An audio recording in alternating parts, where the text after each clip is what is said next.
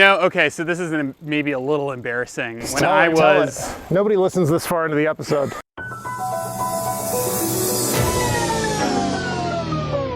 We're rolling.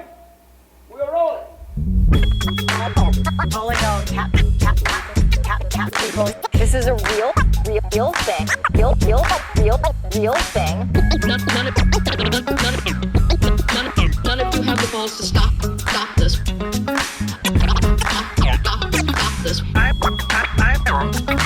I've got plenty of time. I have nothing else going on today. We're in the Wedge neighborhood right now.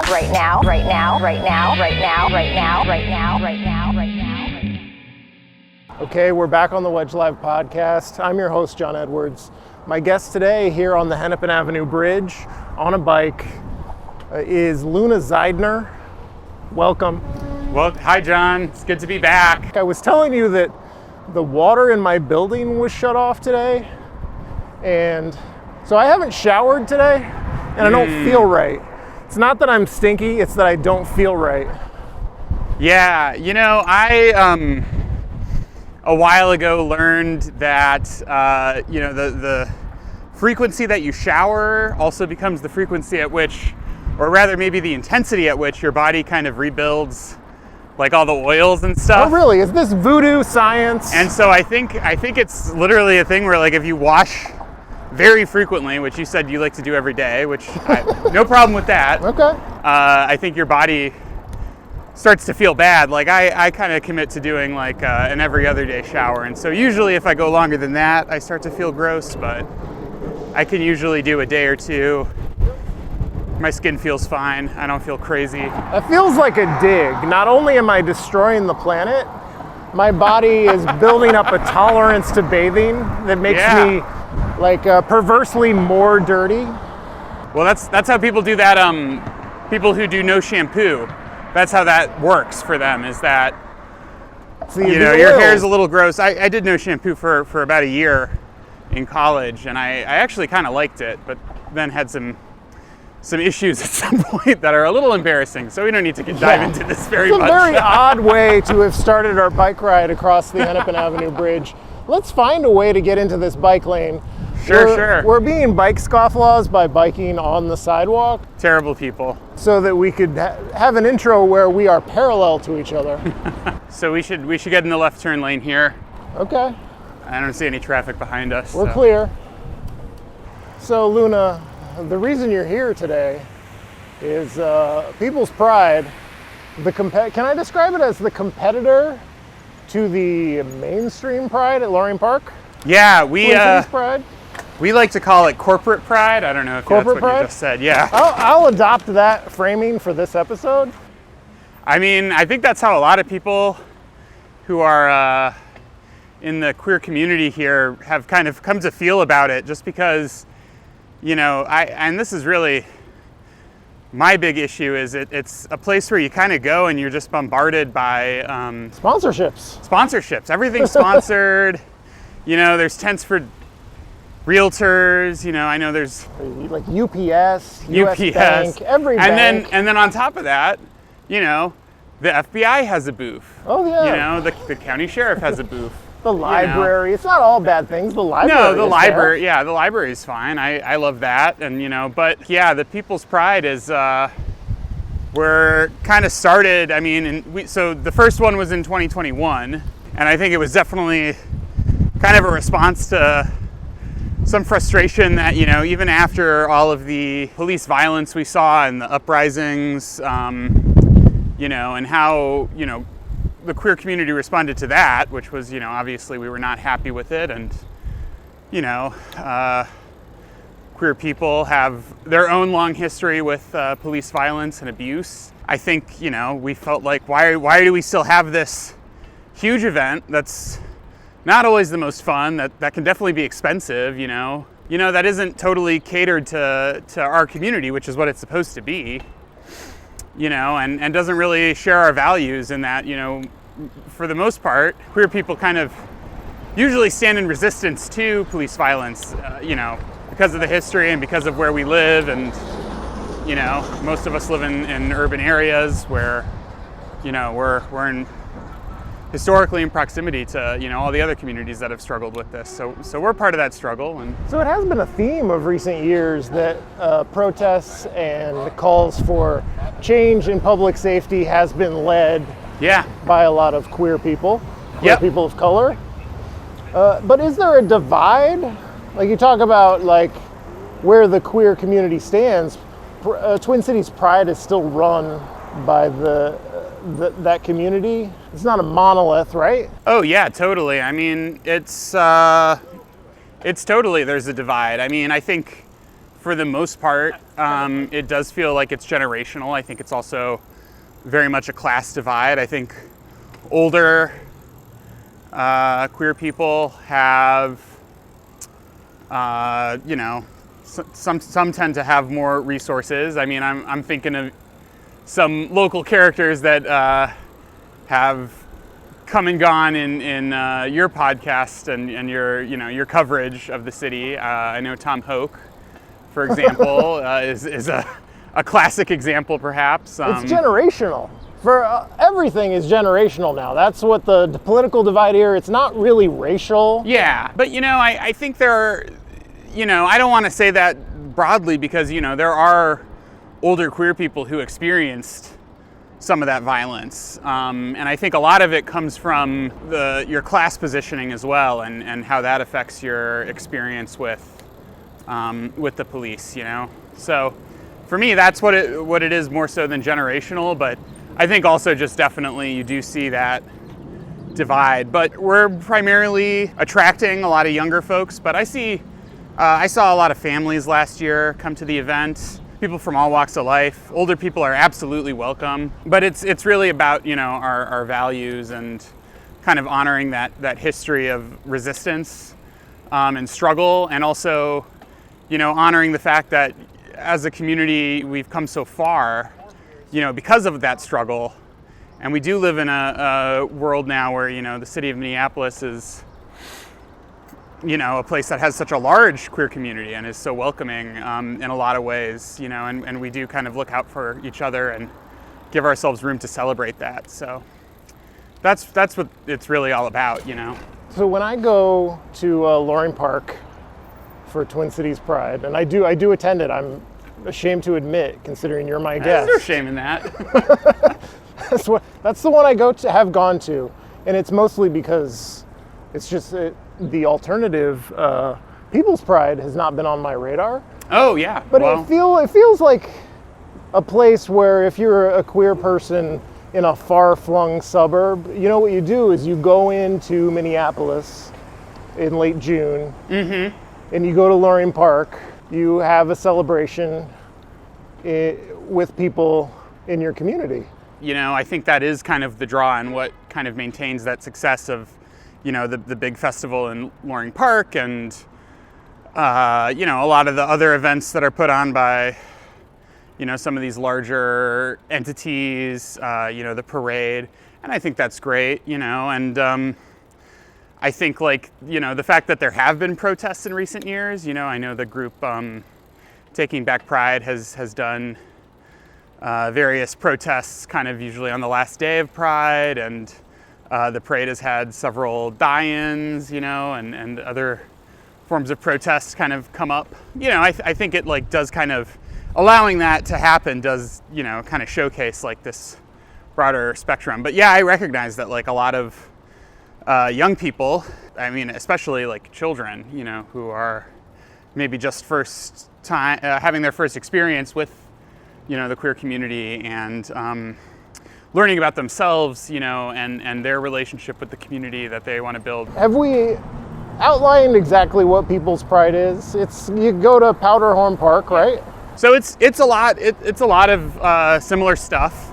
The differences are, our event is totally free. We do have vendors, a lot of artists from our community who are selling their art, and that's kind of the one thing that wouldn't be free, but you can still admire and connect. Folks come and do their own picnics. My personal contribution is that I kind of organize the food element, so we do have barbecue hot dogs, hamburgers, that kind of thing for everyone who Do comes. you have a license? Free food. One of my big questions, is this a sanctioned event? Are we breaking laws by doing this? So I think the first year was totally unsanctioned. It was just folks said, we're doing this. We're going to have our own pride. Screw corporate pride.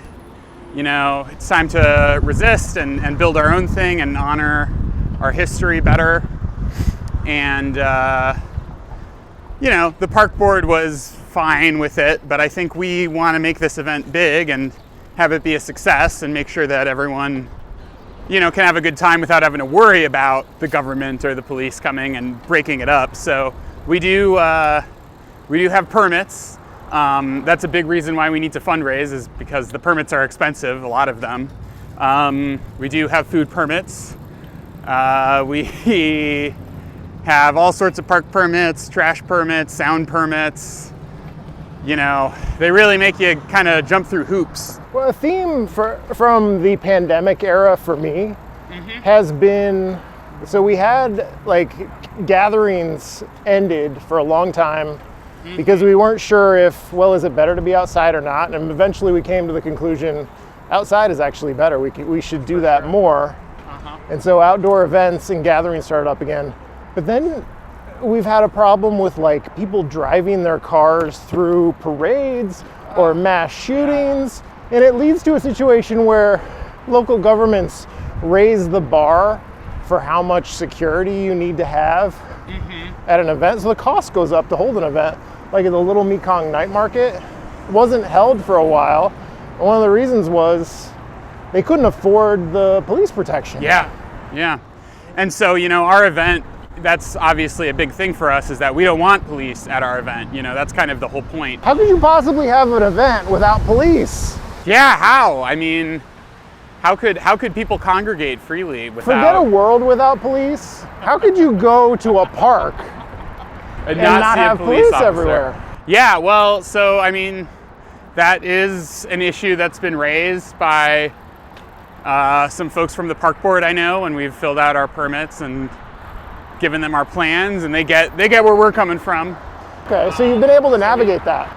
Yeah, well, this year we're actually partnering with a queer-run security group, that kind of, I think, mostly focuses on nonviolent intervention, and they're going to do training for all of our volunteers. So all of our volunteers, including myself, will have gone through some event safety training.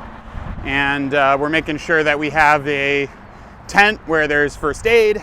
I was at May Day. Speaking of queer security, that's one of the things that I think would make People's Pride better than regular Pride. There's probably space to lay out on a blanket. Oh yeah. And just relax. Just a crush of people in Loring Park during Pride. So our main event is really just the southern part of the park, kind of from the recreation center, which is on the Bloomington side, and then along the 35th Street side of the park. There's a carrot. That is a big carrot. Wow. I just ran over a carrot. It. Yeah, but it's definitely not as well attended, but we, I think, got over 1,000 people there last year, and we're hoping for twice as many to come. Every year this has happened, it's kind of doubled in size, I think, just because more and more people find out about it. They see pictures of their friends, there, and we have a website now, so we're trying to be better and better about promoting this event, which is exciting, and I definitely think it'll be a while before this overtakes. Don't try to overtake it. Yeah, I mean, it definitely is nice to have something, and really we do kind of promote this as the Minneapolis People's Pride. It's not really aimed at the whole Twin Cities. So I'm thinking of it like May Day. I go to May Day to hang out in the park. Yeah. And one of the things I saw at May Day was someone in a shirt that I think said, was it Security? Was that what the shirt said? Yeah. That's actually the group we're partnering with. Yeah. I got a chuckle. Yeah. Security. Yeah, very funny name. Are those shirts for sale? I don't think so. I think that might actually have been someone from that group I can't say for 100%. Those I would don't know. really sell. And I know you don't want to dilute your brand by letting everyone join the security team. Yeah. But Well, I think either they are or their intention is to become an actual security company that you can hire for events, as an alternative to having to pay basically police bribes. so when is this event? June 29th, which is the last Saturday of June. So same weekend as Corporate Pride. It's just the Saturday. And the event itself is going to be from noon to 4, so in the afternoon. Would love to have volunteers come. We would love, if folks want to donate, they're more than welcome to. That helps cover all sorts of things. Helps pay for the food that we're providing, helps us cover our permit costs, helps us cover the costs for all of our vendors, who are local artists and who we want to support, and also helps cover the cost of all the sound. We will have live music and live performances, and we will be paying those folks who are performing for their time, so covers all of that. All the money goes right back into the community for the most part, which is really great. So definitely check out the GoFundMe. But we're also looking for volunteers, and we also just hope that people come out and have a good time. I will drop all of the relevant links in the description of this episode. Awesome. And one thing people can do is go to People's Pride on Saturday, and then on Sunday go to Loring Park and join the FBI. Take the FBI entrance exam. Well, actually, what you can do on Sunday is go to Corporate Pride and join the protest that'll be happening with Taking Back Pride. I don't know, unfortunately, all the info for that, but you can find that group on Instagram. If you look up just Minneapolis Taking Back Pride, you'll see all their info probably. I was gonna move on from this, but we talked about the generational divide. Sure. The thing that bothers me the most Yeah. about Corporate Pride, evil, big, bad, UPS-sponsored Corporate Pride, is that Lisa Goodman is like the MC of... Really? Does she like do play-by-play of the parade every time? Oh, I did There not was realize one year that. where she did. I've never heard about this. I know Lisa has her own relationships in the queer community, and good for her. They say she's a gay icon, Lisa Goodman. Our problematic fave, perhaps, for some. But that's kind of a mark of honor, I guess, these days. I was not aware of that, actually, but it doesn't surprise me too much, considering her long-standing connections with Loring Park. So Let's talk about you now. okay. Gardener, organizer, political refugee. Can I call you a political refugee? That makes it sound like I was thrown out of somewhere. Let's just say semi-retired. Because we did an episode last year where you discussed taking a break from politics after the 2021 election, which was rough. And you mentioned how you hadn't been riding your bike, and you either had just started again or were about to. I think I had just bought my bike at the hub, which I'm on right now. Shortly after that, a couple months after we recorded that episode, I also moved up to Northeast. Okay. How are you liking that? Oh, I love it up there. I always really liked the area, and I lived pretty close to there and spent a lot of time up there when I was in school. But living there now is it's really nice. The bus options are good. There's a lot of stuff I feel like I like to do within walking distance. I feel like the streets are more oriented for walking around. I love being super close to the river. Yeah, it's really nice. But actually, after moving there, I decided I was also going to sell my car. Okay. So because it's expensive. Yeah, it is expensive, and I've always wanted to buy a house here in Minneapolis, and so actually selling my car totally helped me do that. I bought a house back in April, that I am getting ready to move into this month. Yeah, but I decided I wanted to sell the car mostly for health reasons, actually. The money is a wonderful added bonus, but I had been working from home for several years, you know, definitely more mobile when I was doing campaign work during the pandemic, so in 2020 and 2021, but then 2022 I got a work from home job, and just the number of days where, like, you know, I didn't really leave my house unless I was gonna go, you know, do some errands, and even then I was just like kind of walking right to my car and then driving somewhere, and then, you know, walking through a parking lot. And, you know, when that's kind of your only activity, physical activity, it gets a little, I mean, you know, I'm still young. I'm not 30 yet, but I definitely... Not even 30 yet? I'm not 30 yet, no. I definitely felt like, you know, my body was not in the shape I wanted it to be in. I, you know, sometimes caught myself getting a little winded if I went on a longer walk, which certainly didn't used to be the case. And so I kind of decided, like, I think it would be better for my health right now if I just kind of forced myself to bike more, bike all the time, rely more on public transit, you know, get myself more in touch with some of my values around, you know, the environment and being part of the community more, and getting to connect with people and connect with the space that I'm in physically. I think biking is really good for that. I think you absorb more of the details of the city. Like, I mean, this route we've been on, the Hiawatha Trail, I really love, just because it kind of like goes alongside this, you know, the Hiawatha Highway 55, and you get like a different view of the city though when you do it. So I always find that like so fascinating, how you just notice things differently, you know, than when you're in a car. You're more focused on what's around you. You notice cats?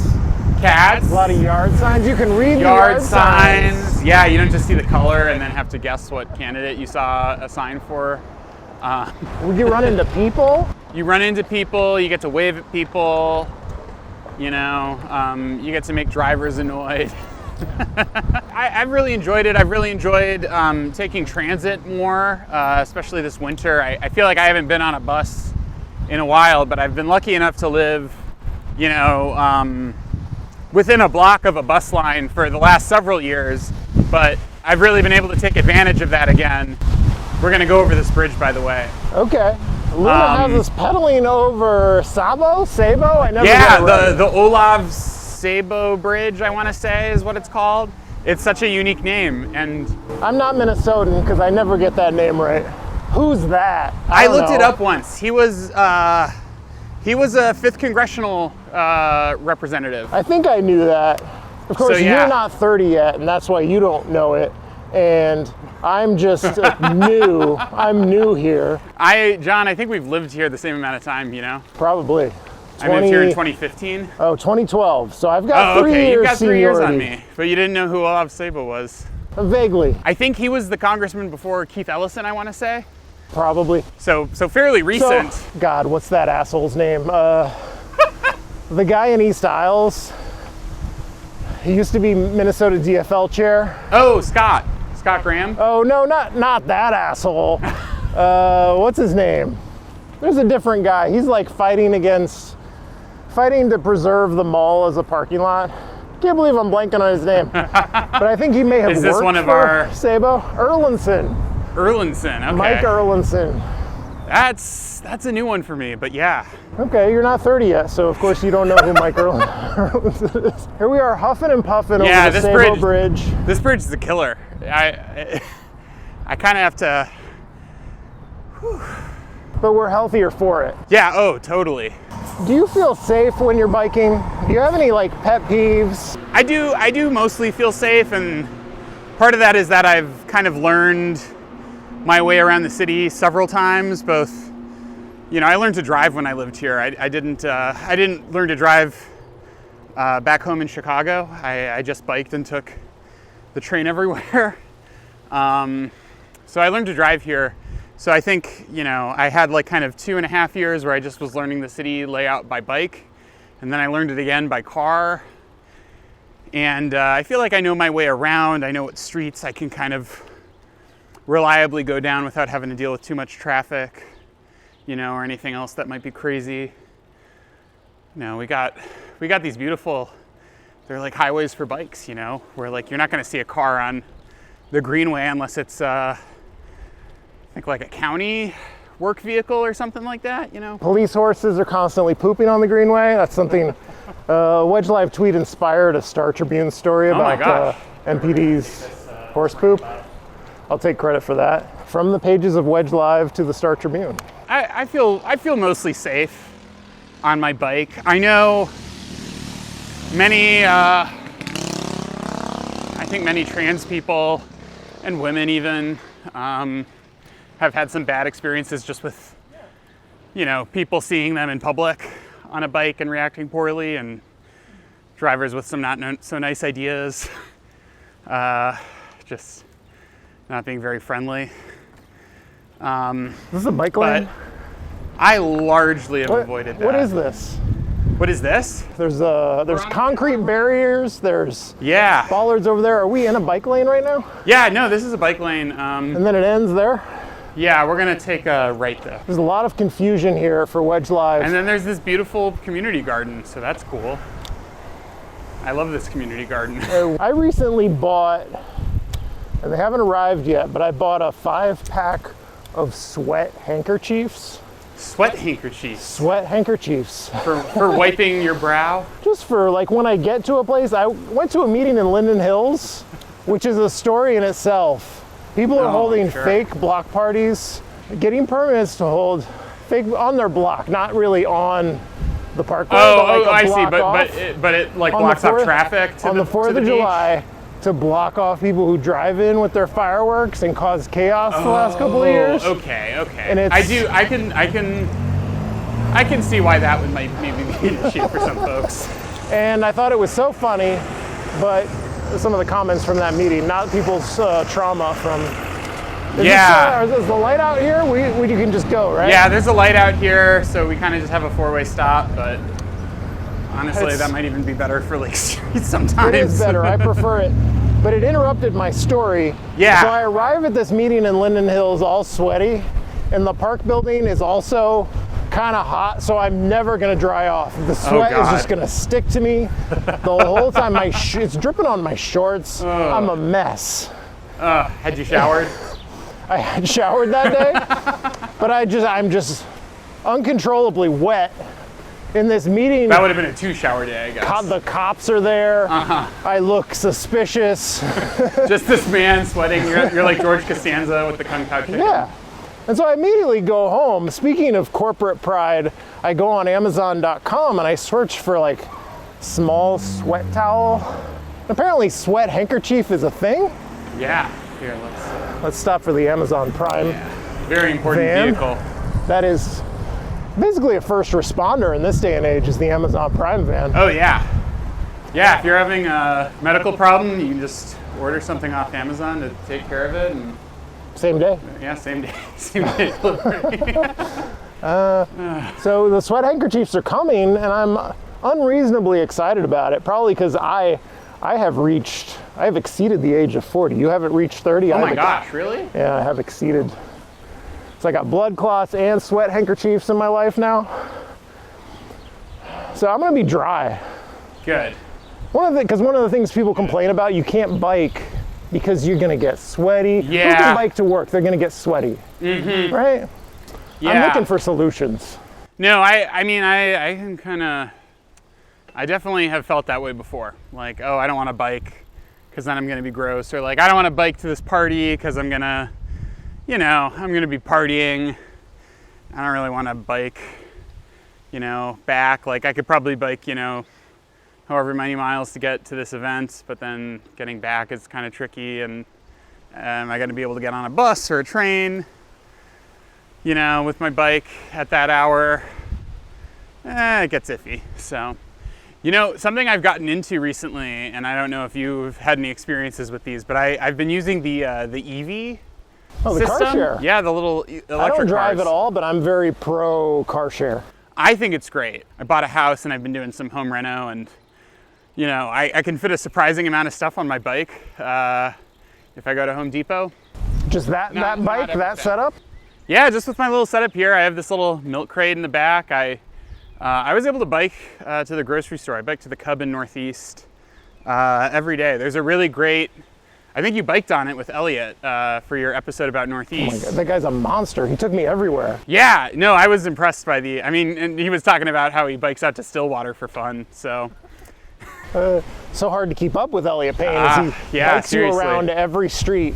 Well, in Ward 1. I saw some folks who were advertising a bike camping trip for beginners where you bike out to some state park. Let's take a right up here. It's kind of fun. I'd like to do You bike that. to like a state park out in Carver County, I think kind of near the Arboretum, which I looked it up and it's only a 45-minute ride, which isn't bad, but you have I to would do that. factor I in would like totally having do your that. camping stuff on you. So You have to, if you're a beginner, but you have to have camping stuff, right? I wouldn't know what to bring. You bring a tent, a sleeping bag. tent, what- a little tiny cook stove, I think.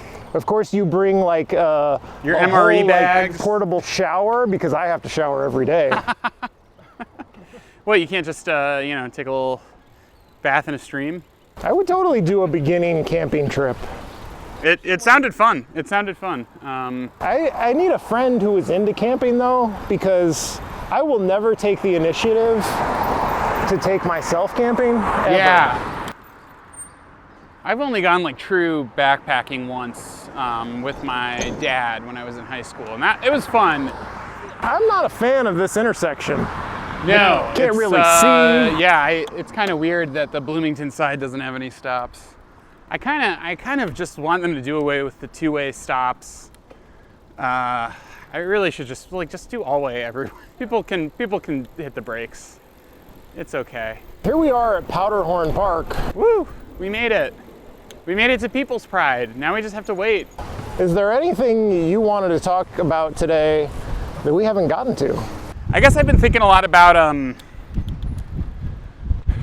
the youth. You know, I used to do youth work, both as like part of my gardening work. I briefly worked for Boys and Girls Club, you know. And I know there's been a lot of talk about MPS, and we have these kind of weird cultural phenomena about Gen Zs, they're so crazy, and Gen Alpha, they are all iPad kids, and kind of I think these greater questions we're having, and we'll probably continue to have forever, about young people and the way they're changing, and you know, I guess I just have been thinking a lot about that, and how both I, as like a person who's kind of aging out, or maybe has aged out of young adulthood. You still qualify for Minnesota Young DFL, right? Right, yeah, until I'm 36, which I honestly think is maybe a little bit telling about the DFL and the DNC, that their youth wing is for people who are in their 30s. Do you consider yourself a Democrat? You probably vote Democrat a lot, right?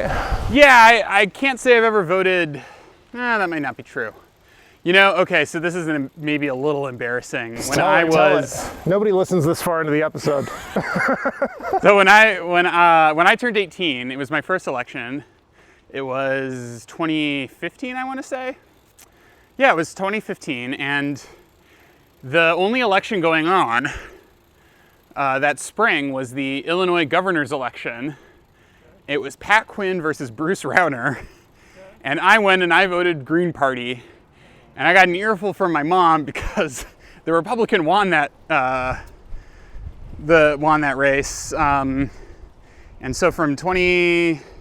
You caused Illinois to have a Republican governor for a period of years. It's all my fault. I voted third party. But yeah, it was that was my first election, and I never voted third party again. No, just kidding. I also have roots in Illinois. I was born in Illinois. Oh yeah? Because you came here from Florida though, right? Yeah, I was raised in Florida. That's my claim to fame. Yeah, Florida man.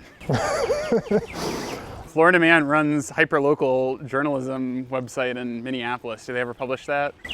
There used to be conspiracy theories about me at the Yeah. neighborhood org, I would live tweet neighborhood meetings. Oh, right. Yes, And it yeah. would I would hear whisper campaigns about how I was from Florida and also this or that Yeah. developer was from Florida. Well, So maybe clearly we were maybe you're working from together. Lime. Maybe you're from Lime now and you're a scooter propagandist. Did you watch the scooter episode? I listened to the scooter meeting recording.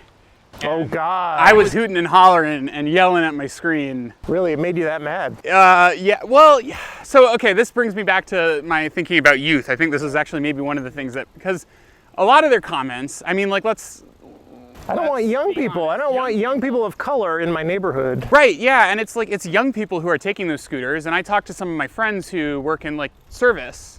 You know, they're waiters and whatnot, and they have coworkers who have to leave work early, or have to make sure their shifts all end at like midnight or whenever the cutoff time is, so that they can take their scooter home. Which I think is terrible. I think you know that they have to rely on a mode of service that's not available because of all these reasons, and the language that some of the folks in that meeting were using, that was just clearly like, scooter riders is like a weird new. I kept waiting. It's like basketball. It is like It's like basketball, right? Downtown Minneapolis version of, oh my God, full court basketball. And the comments about it being noisy are like, those scooters are not loud. Oh, but they're out there Users are loud. squealing their tires, Luna. But these are retirees, you know, retirement age folks.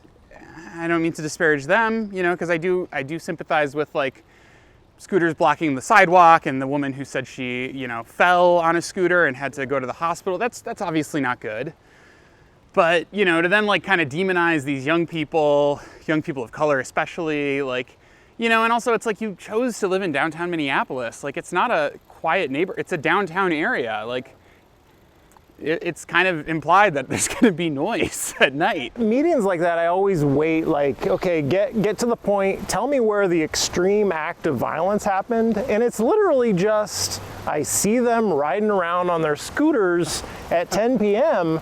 and nothing good happens Nothing good is happening. on a scooter after 10 p.m. They're just deeply uncomfortable. No, there's nothing good happening. There's definitely not anyone getting home safely, you know, from the bars, or just getting home at all, or going to see a friend, or, yeah, nothing like that, you know.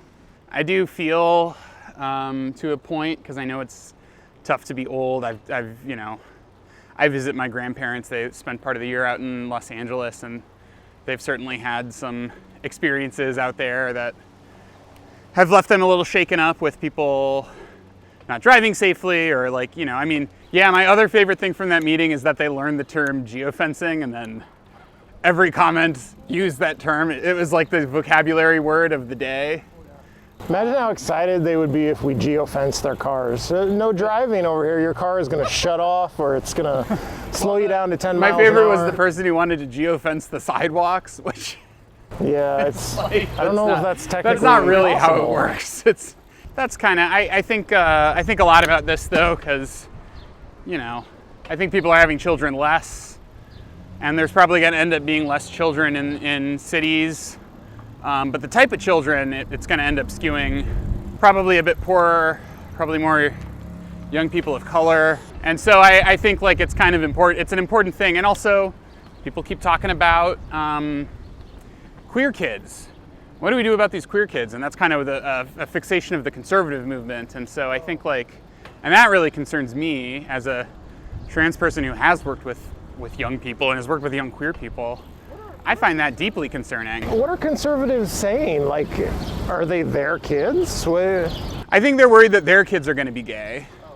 And they're worried that teachers or people who are working with their kids are going to indoctrinate, or they like to say they're grooming. Yeah, so it's an old issue for conservatives, but it concerns me. And so I think, you know,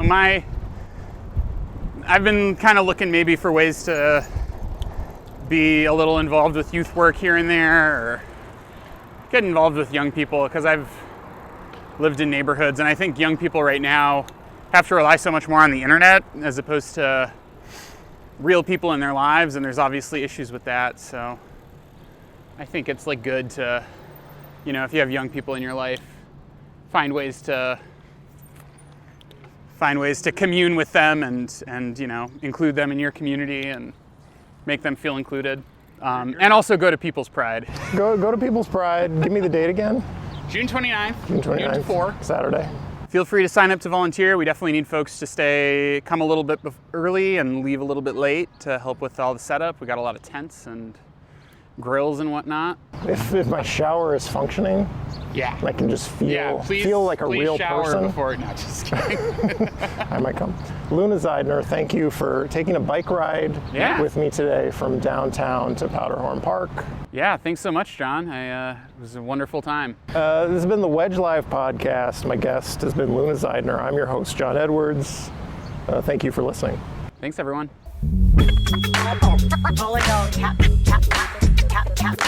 This is a real thing. Real thing.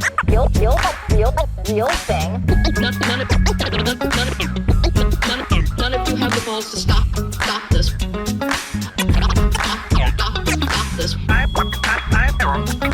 I've got plenty of time. I have nothing else going on today. We're in the Wedge neighborhood right now. Right now.